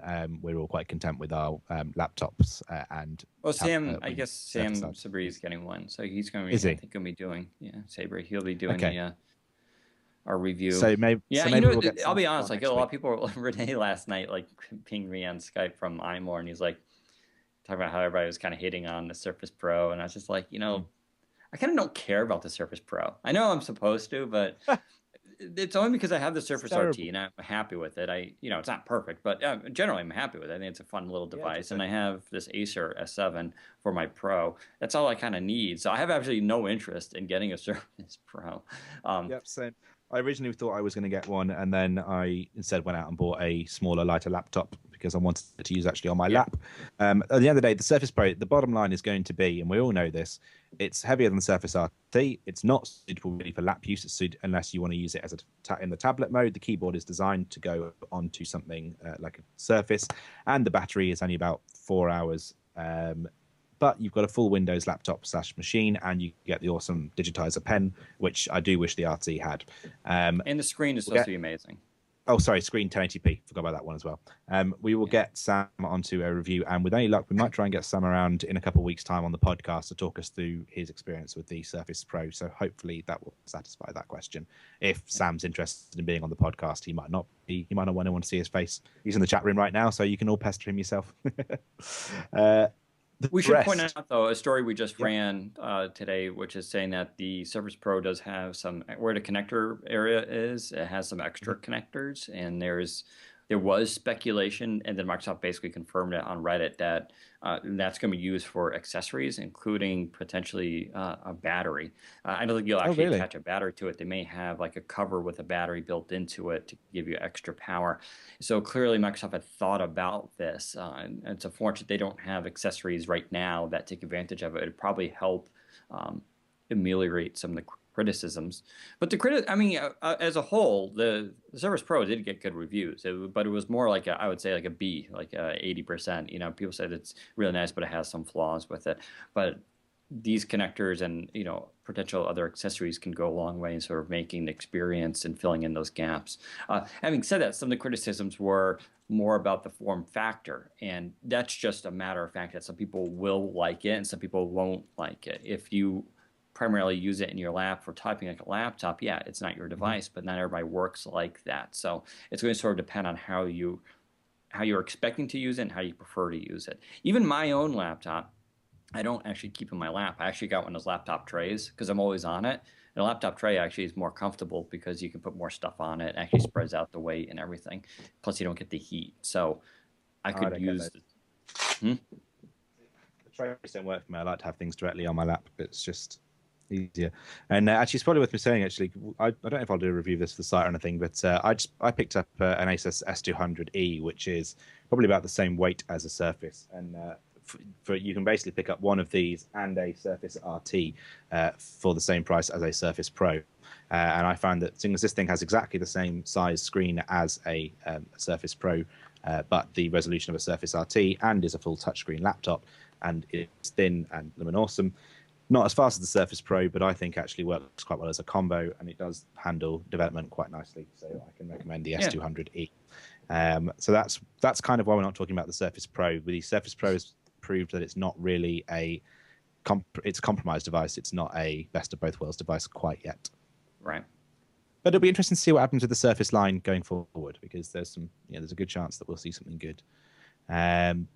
Lanique has made a good point. Putting a laptop in your lap isn't good for men if you want kids. That is a very good point. So what's basically happening is Microsoft here are looking out for the future of the human race. So that's how we have enough kids. People, I really want to put that message out there. All of you, stop reproducing, please. We don't need more kids, and I don't want to shape political policy based on your stupid kids. Okay, that's okay. And my point of view is everyone ignore what Daniel just said. Feel free to have kids, just raise them right. Just don't tell me about him. That's all I'm saying. I thought you said that you were a lovely person earlier. I am, kind of. In small doses, probably. Whatever. Oh, dear. Let's go. Yeah, okay. Sorry, someone just asked me to write the model number of that laptop. There you go. It's in the chat room. The rest, there's two things we're going to pick up quickly, and that is the situation of 3 UK. Again, I apologize. There's a lot of UK news here, but you know what? All this UK stuff? I got to have you stop writing this script. You know what? If you want to write the script, you can. Yeah, so there's two really good bits of news for the UK this week, and that is that the Lumia 920 is now available on 3 UK. Whoop. Only in black though, which is a bit frustrating. But the really important stuff, which actually is huge news for the UK, is that 3 have announced that they will be allowing people who have LTE phones to move up to have 4G LTE on their existing price plans with no price hike on their existing unlimited data packages. And that in itself is huge for the UK market, because EE so far have basically ripped you all off for your 4G services, because they put the price up and then limited your service and the amount of data you could download, which made absolutely no sense, because why have faster broad internet if you can't use as much of it? It just doesn't work. So it looks like 3 are gearing up to do their standard situation where they undercut, but you really want to be looking at 3 as your mobile provider right now, because they are looking like the safe guys to go with if you're looking at buying a contract in the next couple of years. That covers that. Do you want to take the ActiveSync story? Because we probably should mention that. Yeah, I mean, just real briefly, Google I guess you could say caved, but it was probably a strategic move anyway by them to do this. But so the whole thing goes back, to December where Google did a really nasty move. And this actually goes back even further. It goes back to the summertime. Google announced, and it was known that they were going to eventually abandon ActiveSync, which is, the Exchange ActiveSync system. They call it Google Sync, though. And in fairness to Google, they don't need to use a proprietary system of their competitor if they don't want to. I can kind of understand that. They would have to pay to use it and why. So they've been moving over to this more open source system, CalDev and everything, which they prefer to use. And that's legitimate. If they want to do that, that's totally fine. Microsoft kind of knew about this, but they weren't sort of told until Windows Phone 8 was basically already in carrier testing. So at that point, it was too late for them to go and sort of fix it. They also presumably knew that this was going to happen, just not how rapidly. So what ended up happening, of course, was in December, Google announced that, okay, yes, we're officially going to end support in 45 days. And it was a cheap move because 45 days is not a lot of time to get a fix out. It's even less time to do it over the holidays. I mean, when they announced it, people at Microsoft campus were already starting to go home. And, some people take the holidays off. They take 2-3 weeks sometimes. Things start to shut down. And if your team isn't there, you can't work on this. And so that 45 days now is like literally probably cut in half when you factor in everybody going on vacation, holidays. And so it was kind of just a rude move for them to do. It was going to end on January 30th. And what that meant was if you had an existing Google setup on your phone, you would have been fine. But if you were to, buy a new phone or just, erase that device and start over, when you would try to add the Google account, you would not be able to sync your contacts and calendar anymore. You could only pull an email. Now, we did have Rudy Hune, who makes all sorts of awesome apps for Windows Phone, come out with an app. I think it's called G Contacts or something that will go ahead and do this for you and sync. It was actually a really cool solution. What ended up happening now is that Google said, okay, they worked out a deal with Microsoft and extended it through July 31st. And, we can safely assume Microsoft will have a fix coming out at that time. It'll be real interesting, once again, to see how wide this fix goes out for devices. Will it be Windows Phone 8 only? Will it be Windows Phone 7? That's the big mystery. We don't know. But at least they have some breathing room now to address that. So this is probably the attention all time of Google, all the time. It's a way basically of playing chicken with a company and kind of screwing around with them. They could have, so that's all I think this was. But if you do use Google, and you haven't switched yet to Outlook and a lot of people brought out the hate here for Google, which I kind of understand, but also understand that people sometimes need Google and Gmail due to work and existing relationships for services. So it's not that easy for some people to switch over, is what I'm saying. So it's good that this happens, at least. Yeah.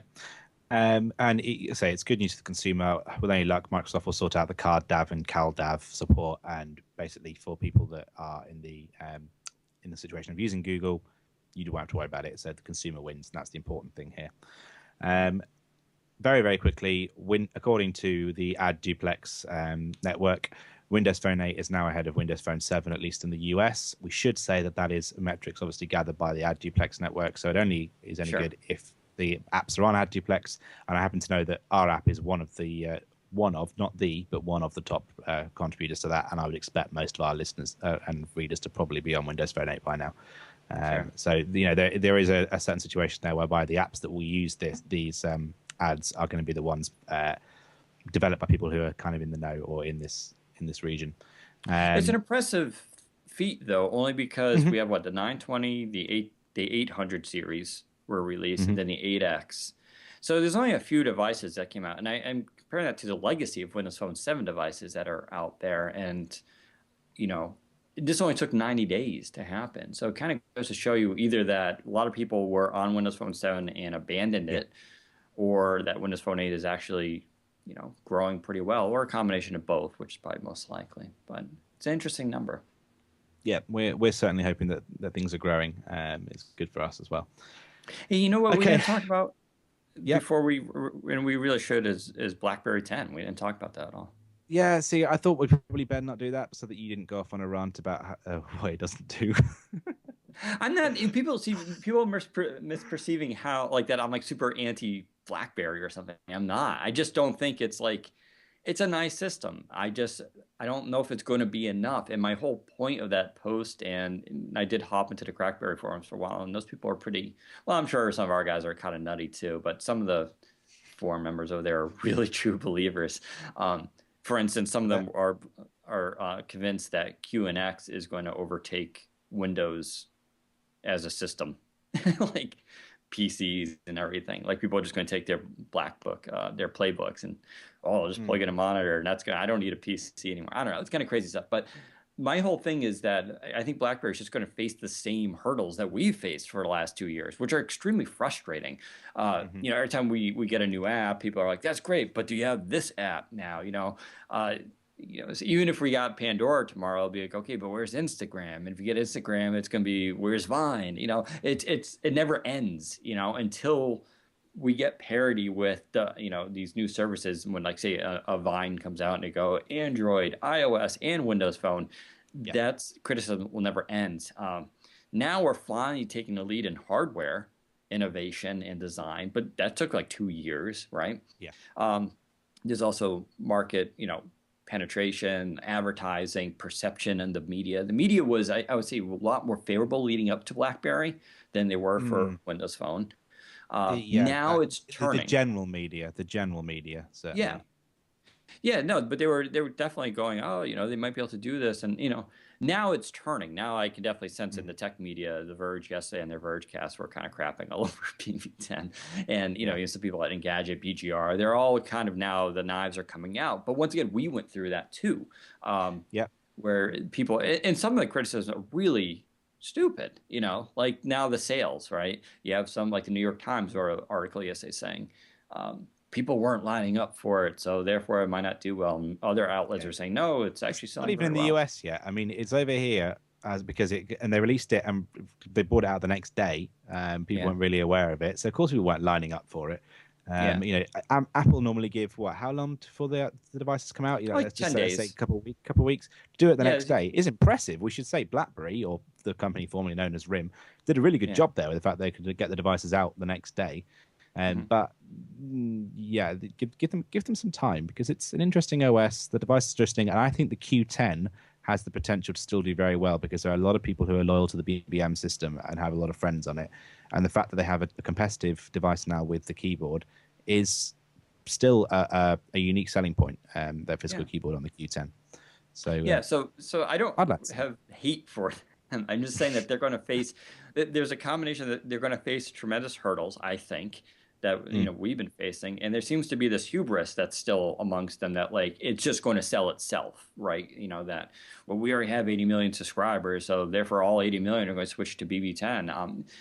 Meanwhile, I think it was Home Depot just announced they're dropping support for BlackBerry, and some other corporations are doing that too. So I'm just saying that it's going to be tough for them, and it's not going to sell itself. And it'll be real interesting 3 to 6 months to see both perception, how devices are selling, and as well as whether or not developers are jumping on board. We did see a lot of announcements for apps, but a lot of those aren't available, like EA games. A lot of people are like, oh, they got all those games, but they're not there. I asked Kev that night. He's like, yeah, no, they're not here yet.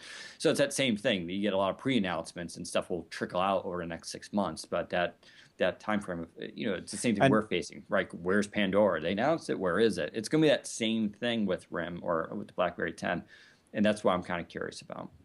Yeah, it will definitely be interesting. The next 6 months will be very, very telling, particularly as they've tried to fill that app gap, if you will, by allowing the Android emulation situation. I'm going to use that more often. The problem is, of course, that it runs on an old version of Android 2. I think it's 3 Gingerbread or something like that, rather than sort of up-to-date Android apps. And apparently it's pretty laggy, pretty difficult, and not a great experience. So some things won't work. Like Instagram, you can get on there, but you can't actually post things with Instagram. And so there is no official Instagram app yet for BlackBerry. It's supposedly coming out, but nothing's official. So who knows what's going on with that. It's interesting because it means that officially they can say that the app is kind of there, and it means that the functionality to a degree is there, but the experience is going to be pretty poor until they get real native apps or are able to improve the emulation to a better degree. we shall see on that front. I mean, I found that really interesting, actually, the fact they put in some emulation of another platform, because that seemed like that's a very different and very bold move. And I'm actually a bit disappointed that hasn't come off very well, because I think that could have been a real selling point for them. But I mean, that's the thing, though. Emulation always sounds awesome, and it's really, really good. I mean, the thing with the video games, the SNES is kind of a good example. It works, but a lot of people point out that like playing Mario with a touchscreen, it's really difficult because it wasn't designed to do that. So emulators are a trade-off. And now they're kind of good with the sound, but for a while, sound was always very difficult with those. But emulator experience is almost always kind of lame. I mean, it works, but it's more like, cool, I can do this, not, wow, this is just like using a native app. No one ever says that about emulators. And that's the impression I'm getting with the Android one, too. It's cool to have, but and a lot of the apps that have come over are just Android ports and stuff. And so they're not that... some people, I think BGR estimate that there's only 1,000 actual native apps to BB10. The rest are ebooks and ports and this kind of stuff. Who knows? But that is a different experience. So we got to be careful not to harp too much on that stuff. Right, true to form, we're a little bit behind now thanks to the BlackBerry bit, but that's okay. Let's move on to the community section, and that's going to start with comments from last week, which of course we always try and promise to do so that we can encourage you to comment on our posts, because we like it when you comment on our posts. It fills us up with warmth and happiness. But chat room, please get your questions ready, because it means that we want to hear from there. And people who are complaining about Instagram in the chat room right now, that conversation is not going to go anywhere. So the best thing to do is to just ask us a question instead, and don't make it about Instagram.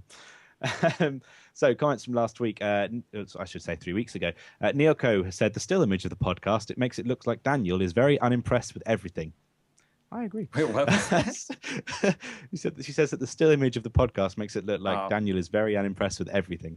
It's a good description. But listen now.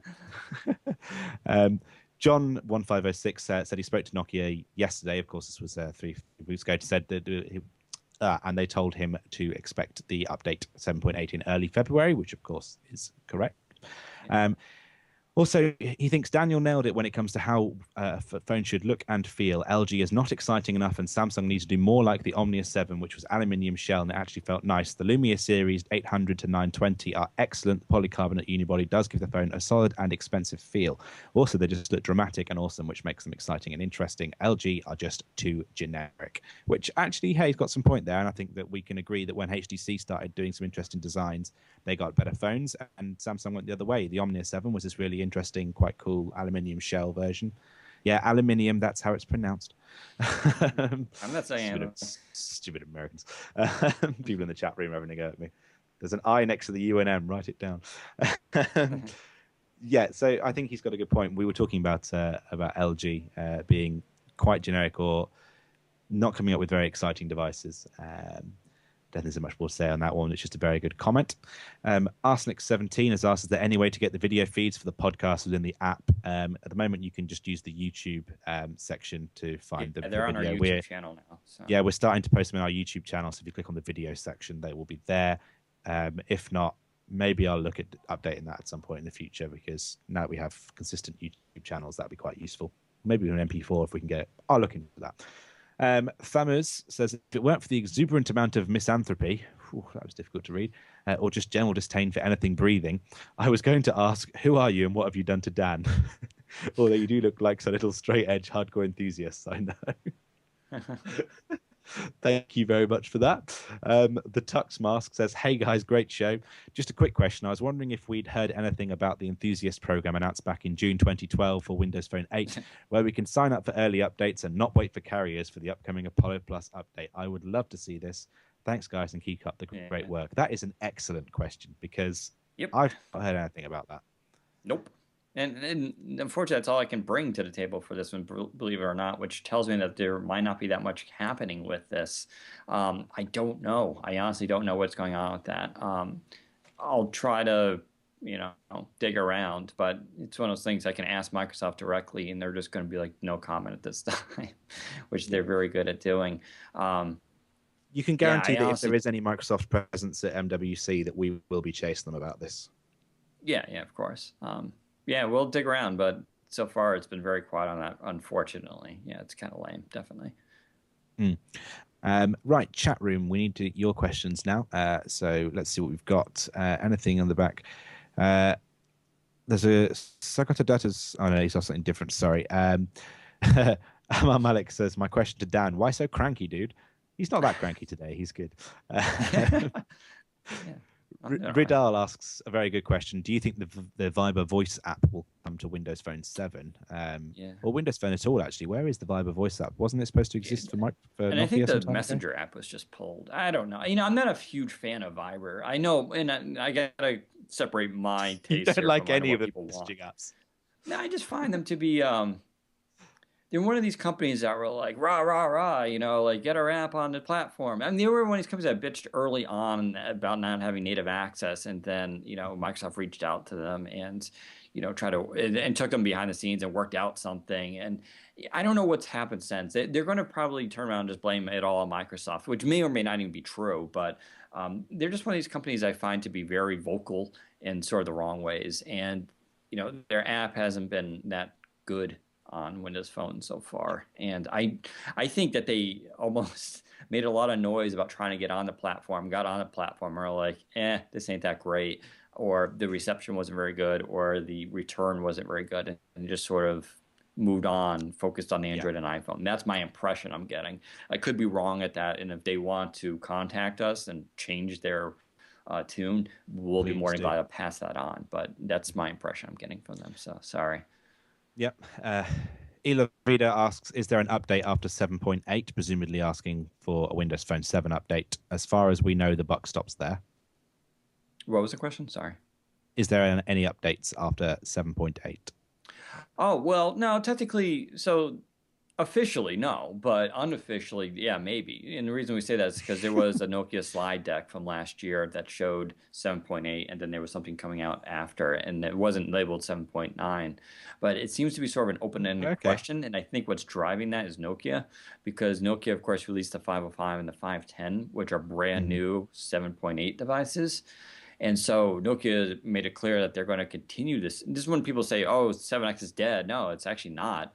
They're planning on using it for sort of low-end, entry-level devices. And I think what's partly driving that is Nokia. So depending, I think, on reception of those devices, they may extend support for 7, may come Yeah. out with another update. That raises, of Like, course, all sorts of questions like, well, then who else is going to get that update? I honestly don't know. But I yeah, think the and will door those is open. updates only be for the emerging markets? That's the other question, I think. Right, right. Like the Tango update, the Tango Yeah. 1. There's actually two Tangos, but yeah, It does so take two to that's tango. huh? Yeah, two to So it Tango. does take Thanks. two to tango. Uh, so I think the door is open a little bit on that. So Yeah. Um, Benjamin Lockhart asks, is there any word on Portico for the Verizon 8X update? We don't have any word on that. I can guarantee that when we get it, we yeah, will let you know. exactly. As soon as we hear anything about Uh, Verizon, I'll definitely pass it on. The history of Verizon, of course, is they're pretty poor on updates. Not necessarily they do get them out, but they take a long time. So yep. Please, from Amar Malik 1 says, please ask the Microsoft rep about the availability of major apps. What are they doing to bring them up? Yeah, actually, it would be yeah, worth us. We will at some point chase to find out if there is still a fair amount of work or money being thrown at they're developers not to going to bring. tell us anything. I can tell you that right No, now. I do bring but this we up will with them try every and time raise I it. meet with them. Yeah, I bring it up. They're not going to be like, "Oh yeah, we just had a negotiation yesterday and we offered this." Then they said, "Oh, they'll never commit to that. They will only say when the app is about to come out." That's how Microsoft works. We bring it up with them all the time, and I'll tell them, they know about Instagram and all that, and I'm sure they're tired of almost hearing about it. They're very well aware. It's a great question that we'll never be able to answer to, like how all that happens. Like the Instagram thing, I'm totally fascinated by. Like, is Microsoft just going to them like, "Hey, we'll even make the app, and here's two of our developers, take them with you, and here's some money," and Instagram's like, "Nah, I don't know." It would be fascinating to know what happens with that, or is Microsoft just not giving money? I don't know, but Mm, yeah, I'd love to know that answer, but I don't think we'll ever know. That's really high level stuff, I think, with the company. So yeah. So we don't know about that one. Oh, Aaron K. Johnson asks, will have any article regarding MWC or Apollo Plus? You can be absolutely sure that anything that happens at MWC regarding to Windows Phone, we will be on top of, hopefully with several articles. And even with stuff which isn't even that related, Mobile Nations will have a presence at MWC, myself and Dan included. And with any luck, we will find some cool news for you yeah, and in a some few cool days before apps. we go. I'll post a story up about what Yeah, we're expecting to hear, because as we get closer and closer, we'll hear more and more rumors. Right now, we're still kind of far out. It's like three weeks, 2.5 weeks. yeah, So, yeah. And with any luck, actually, we'll try and get a live podcast out from while we're there if we can oh yeah, find some good that's network easy. connectivity. And we'll maybe even a couple of videos. We're going to try and hit MWC hard this year with any luck. A couple of people asking, will Skype ever come out of beta? Very good question. Don't know. I bet one would presume so, but certainly not for Windows Phone 8 for some time because they were still having problems with the deep integration, the last we heard. Um, does Windows Phone have something like Google Now? Do you think it's essential on a smartphone? From Cool Taj there, that's actually a very good question because Google Now is one of the best innovations on the Google platform. It's a really, really solid digital assistant, and I think digital assistants are becoming interesting on Windows Phone. I think what you might start to see on Windows Phone is at least voice apps will start hooking into the voice APIs, and you'll start being able to sort of ask apps questions or command apps to do things. With regards to things like Google Now, which requires the OS hooks to track where you are and to sort of bubble information out based on where you are.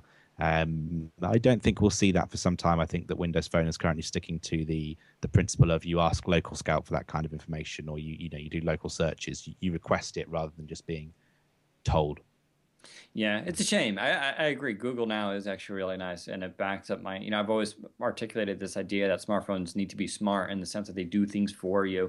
Mhm. For people who are on Windows Mobile years ago, they remember a great app called Phone Alarm that was just the developer was tremendous and it did everything. Whatever you wanted, he would eventually implement it and did stuff like it would detect your location. This is back even before we had GPS on phones. It would detect your location based on cell towers, and then it would switch the profile of the phone. It could dim the screen, turn vibrate on, launch an app. It could do all these little things like a little script, and you could just sit there and program it. And that was like 5 years ago we were doing that stuff, and we lost it all with Windows Phone. And it's never come back. And to me, that is what a smartphone should be. I should be able to just walk into my work.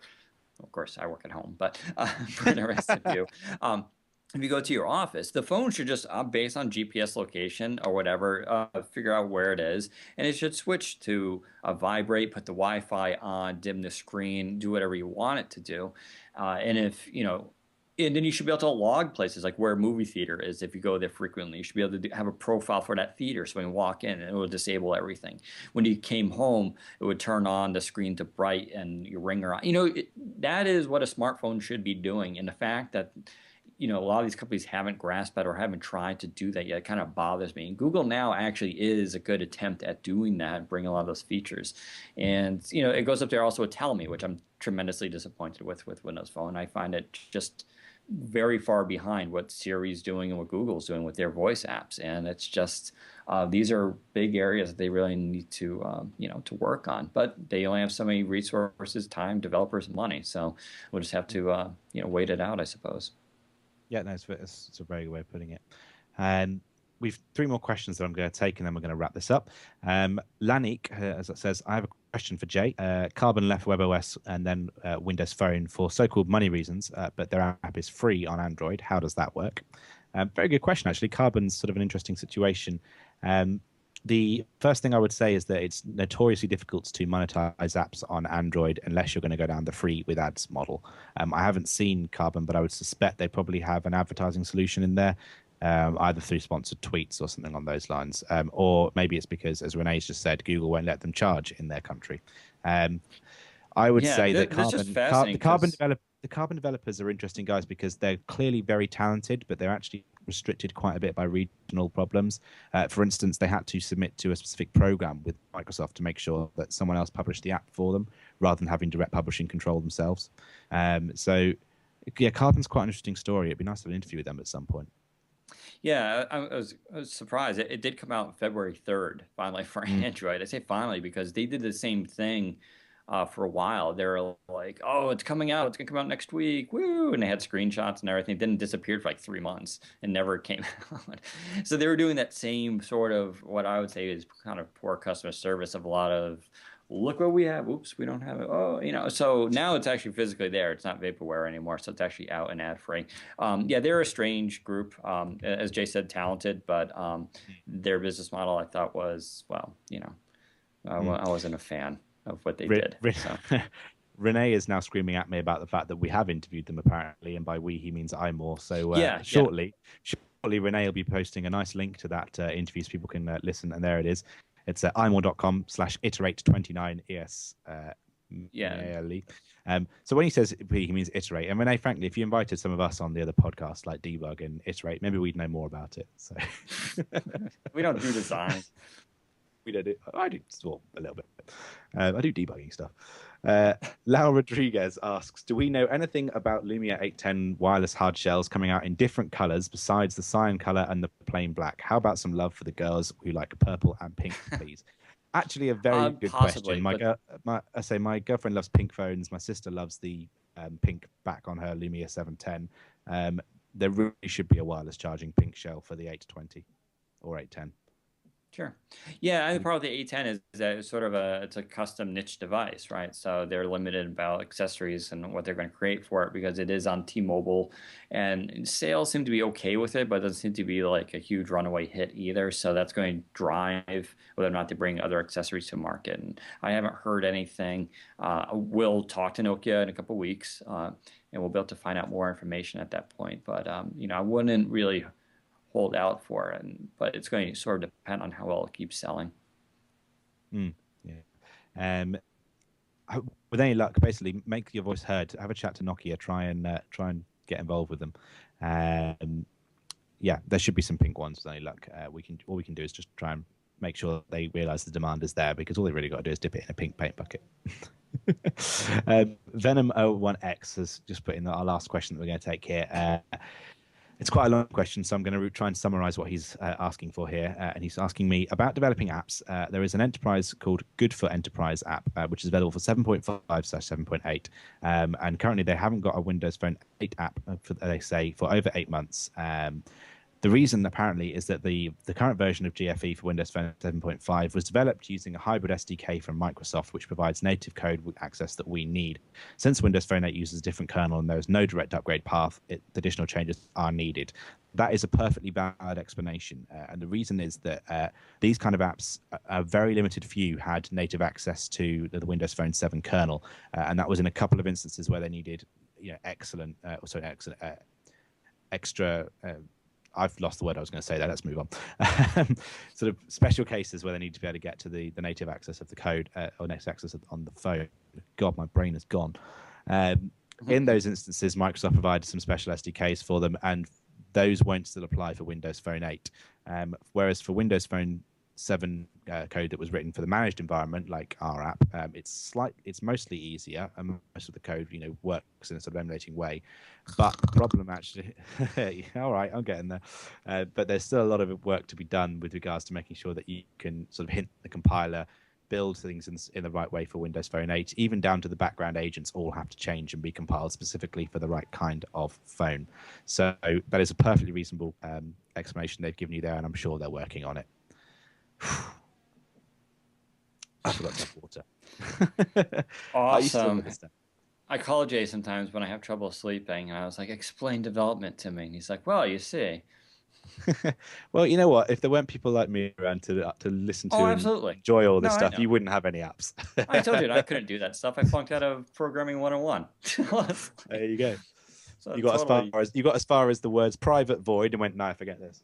I was learning binary. I was like, I can read the back of Stormtroopers. End of interest. Oh dear. Do you want to wrap it up this week? I guess. Let's see. You can find us all on Twitter at WP Central, myself at Daniel_Rubino.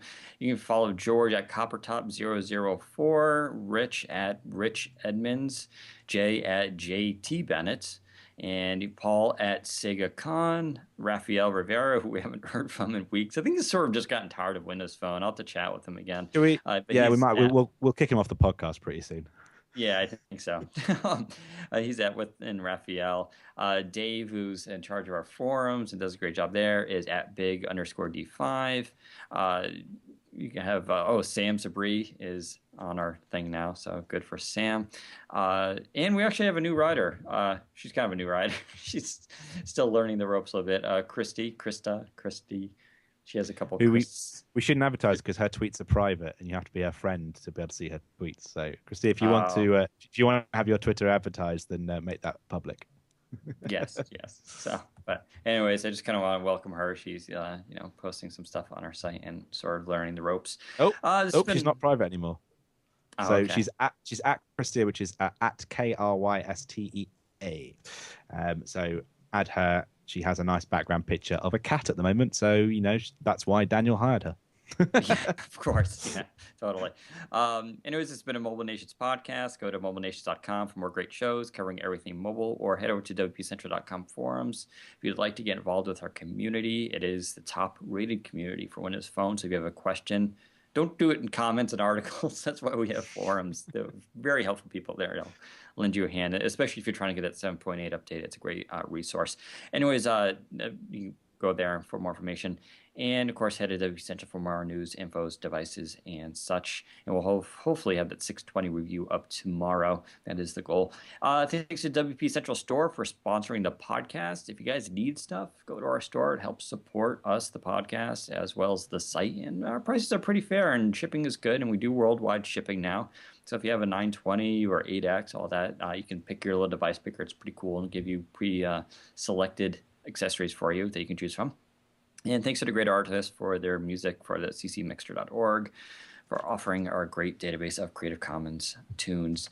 And that's it. Hopefully we'll be back before Mobile World Congress. We'll do a pre-show to talk about what we're expecting. We are pre-expecting a lot of rumors to build up over the next couple of weeks. So make sure you pay attention to the site. Right now we're expecting basically Nokia to announce some new phones, a couple of flagships, possibly, maybe a few low-end stuff, and maybe even a tablet. A lot of rumors about that. Microsoft, we're not expecting anything, but who knows what's going to go on. So, but we might hear some for stuff about the show. new Windows Phone versions, I think, through Nokia, if anything. Yeah. So, tune in for that. And of course, we'll also try to broadcast from Barcelona, which will be a lot of fun. Hopefully, we won't be too intoxicated. But thank you all for joining us. Thanks for the comments. Thanks for the people in the chat rooms for our entertainment. And we'll talk to you guys soon. Take care, everybody.